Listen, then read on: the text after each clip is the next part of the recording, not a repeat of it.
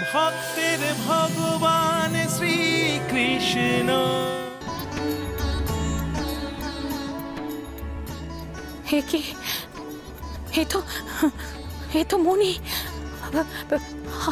আমার ঝোলায় এলো কি করে?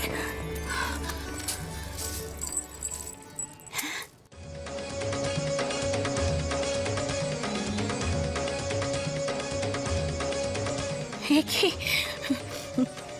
এত মণিমাণিক্য আমার ঝোলাতে?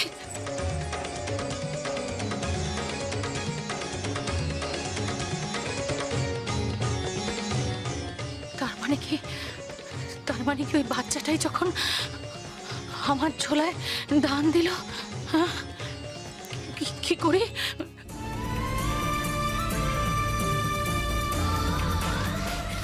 না, আগে তো আমার কুটিরে যাই, স্বামীর সঙ্গে কথা বলে তারপরে দেখা যাবে। তারা তো পালিয়ে কোথায় যাচ্ছিস দেখি? এটা কি? এটা হলো তো গোপাল, ধরা পড়ে গেলি তো মায়ের কাছে। যা, সেই ধরা পড়ে গেলাম তো। মায়ের কাছ থেকে পালানো যে কি কঠিন সেটা আমি ছাড়া কেউ জানে না। দেখো, এতক্ষণ ওই ফল আমাদের কাছ থেকে লুকিয়ে রেখেছে গোপাল। এই, কোথায় পেলি তুই এই ফল?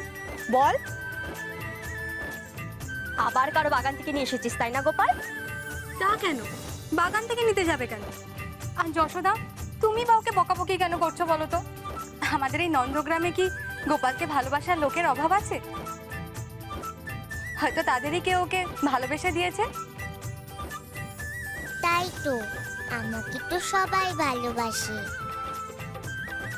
নাও না, তুমি নাও, দেখো কি মিষ্টি ফল।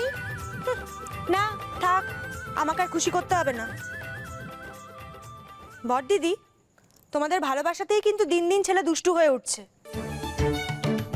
এখন আর কারো কথা শোনে না, দেখেছো? আই তো, মা এবার কিন্তু খুব বকবে। আর কি বকার বাকি আছে? এই, আমি খাবার আনতে যাচ্ছি। আজকে যদি খাওয়ার সময় কোনো দুষ্টুমি করেছিস, আমার থেকে খারাপ কেউ হবে নাই, আমি বলে দিলাম। তুমি এটা কি বললে মা? আমায় যে ফল দিল, সেই ফলবালি দিদা না খেলে আমি কি করে একা একা খাই বলো তো?